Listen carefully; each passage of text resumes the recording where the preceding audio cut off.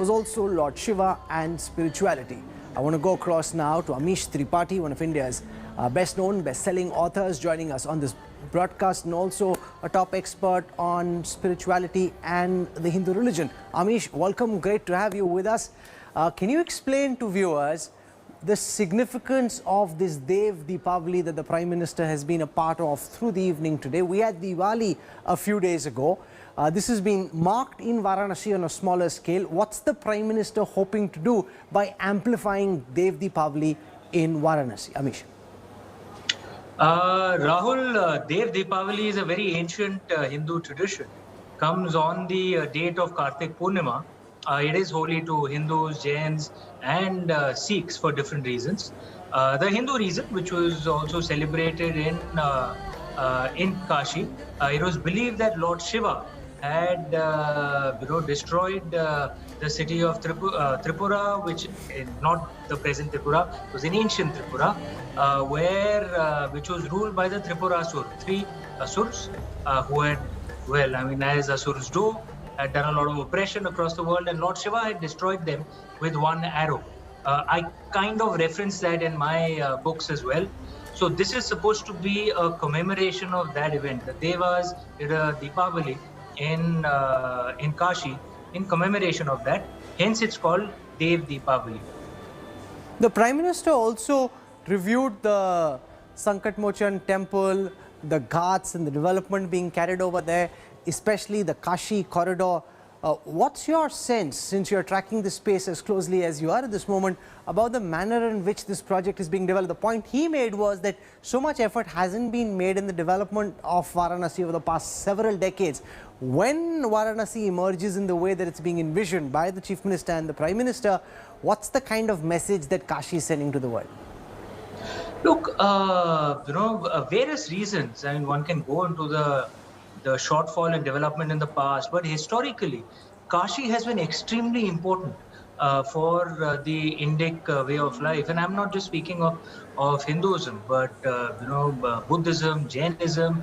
Gautam Buddha's among his first pravachans was done close to Kashi. Guru Nanak Dev Ji spent time in Kashi, as the Prime Minister himself referenced in his speech. In ancient times, the Uttar Path and the Dakshin Path actually bisected at Kashi, which is why Kashi was, even from a cultural perspective, extremely important. And it has been a heartland of our dharma and our tradition. So therefore, as you know, I have roots in Kashi.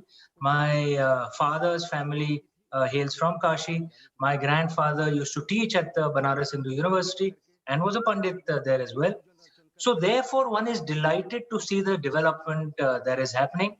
And as a very proud Shaivite, and I respect all religions, but I'm of course a very proud Shaivite, I'm delighted to also see the improvements that are taking place at Kashi Vishwanath Ji, which is one of the holiest temples for our God.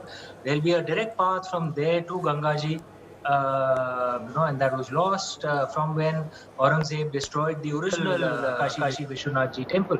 So I am delighted that this development is taking place, and Kashi deserves this attention because it is culturally and historically a very, very important part of India, which is why you'll find almost every community from across India has some or the other small group living in Kashi, because people from the south, east, north, west, everywhere, they come to Kashi, and there is always, you'll find a small Marathi community, a small Telugu community, a small Tamil, Malayali, Kannadiga, Punjabi, all across, from the northeast, Bengali. I mean, there are all communities represented in Kashi. It is truly a microcosm of India. Stay with me, Amish. I want to show our viewers, in case they miss the spectacular scenes that played themselves out earlier in the day, the Prime Minister's grand outreach at Kashi for this Dev Deepavali. Take a look at this report. Prime Minister Narendra Modi landed at Kashi, his constituency and Karma Bhumi, around 2 p.m. Har Har Mahadev. मेरी काशी के मेरे प्यारे भाई और बहनों, आप सबके प्रणाम बा। The Prime Minister went straight to Khajuri Maidan and unveiled a slew of developmental projects, including the 6-lane, 73-kilometer Varanasi-Prayagraj National Highway. यहां से गुजरने वाला हाईवे 4 लेन का था। आज बाबा विश्वनाथ के आशीर्वाद से ये हाईवे 6 लेन का हो चुका है। 70 किलोमीटर से ज्यादा का ये वो सफर अब आराम से होगा। दोनों शहरों के बीच आवागमन को सुगम। The projects are in line with the Prime Minister's mega ambitious project of linking the holy city of Kashi with the historic city of Kyoto in Japan. Along with UP Chief Minister, the Prime Minister then took a small boat trip to the Kashi Vishwanath temple. असंख्य दीप आज प्रज्वलित होने वाले हैं। As the setting sun kissed the water of River Ganga, the view was mesmerizing. Kartik Purnima के दिन इस हरिहर क्षेत्र में Whenever the Prime Minister visits his parliamentary constituency, he makes it a point to take the blessings of Lord Shiv, and this visit was no different.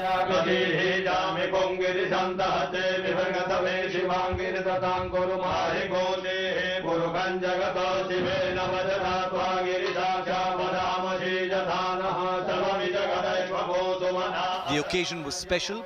It was Dev Deepavali, where according to legends, the gods celebrated the slaying of demon Tripurasur by Lord Shiv. The Prime Minister then inspected the under-construction Kashi Vishwanath corridor, which will beautify and expand the historic temple of Lord Shiv.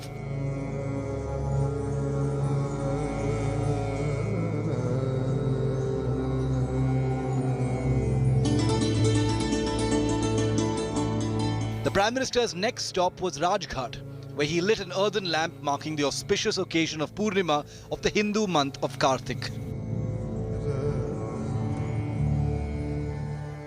Corona काल ने भले ही काफी कुछ बदल दिया है, लेकिन काशी की ये ऊर्जा, काशी की ये भक्ति, ये शक्ति, उसको कोई थोड़ी बदल सकता है। 15 lakh earthen lamps were lit on both banks of the Ganga, a sight to behold. The dazzle of 15 lakh diyas in Varanasi, PM Narendra Modi witnessing the beauty at the shore of River Ganga, inaugurating the project here in Varanasi, and the festivity of Varanasi people has actually made Varanasi a beautiful place and a place for spirituality and culture. The Prime Minister then headed for Chet Singh Ghat to witness a spectacular laser show. The visit once again highlights the special relation between the spiritual city of Kashi and the Prime Minister.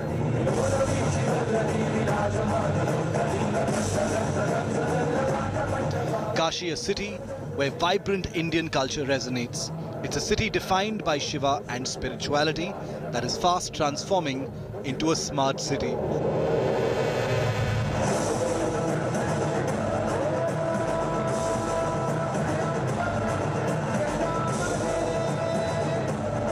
With Abhishek Mishra in Varanasi, Bureau Report, India Today.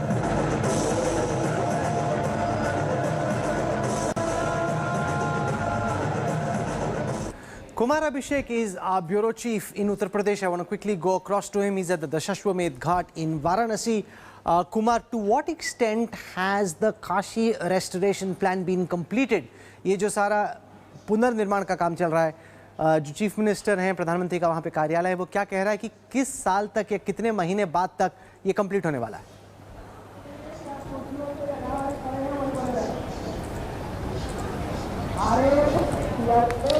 देखिए राहुल, अगस्त 2021 deadline रखी गई है कि ये corridor, Kashi Vishwanath corridor पूरा हो जाएगा। और हम लोगों ने जब इसको रिपोर्ट किया, जिस कंपनी ने जो इस कंपनी इसे बना रही है और बाकायदा जो सरकार के लोग हैं, सब ने ये कहा है कि ये वक्त के साथ चल रहा है, यानी कि अगले साल अगस्त तक काशी कॉरिडोर का काम पूरा हो जाएगा और ये देश को समर्पित होगा।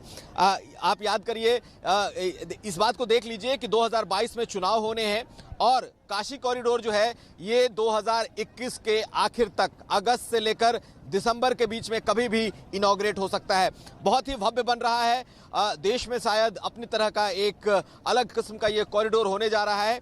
जिस तरह की गलियां बनारस की थी और जिस तरीके से बाबा विश्वनाथ का पूरा मंदिर गलियों के बीच में था, अब ये गंगा से सीधा बाबा विश्वनाथ तक का एक कॉरिडोर बन रहा है। और जो एक बात होती है शिव के मंदिर में, ये कहा जाता है कि आप शिखर के दर्शन आप दरवाजे से कर सकें, तो कुछ इस तरीके का ये बनाया जा रहा है कि दुनिया भर से, देश भर से लोग आकर इसे देख सकेंगे। लेकिन निश्चित तौर पर प्रधानमंत्री ने आज इसका निरीक्षण किया है, मुआयना किया, बाकायदा उनके सामने प्रेजेंटेशन रखा गया है कि कहां तक ये काम पहुंचा है। और जो हमने बात की है अधिकारियों से, उनके मुताबिक प्रधानमंत्री काम से संतुष्ट दिखाई दिए हैं। Rahul, It's a key passion project for him because, Amish, remember, a lot of the areas where the Prime Minister is visiting and seeing at this time are the areas where we interviewed him in Varanasi in the build-up to the Lok Sabha campaign. And even at that moment, the sense I got was this wasn't just a developmental project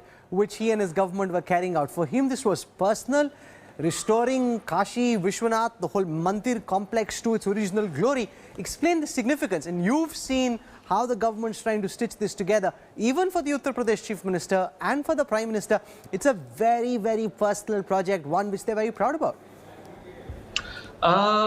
Look, at one level, of course, one can say the practical things.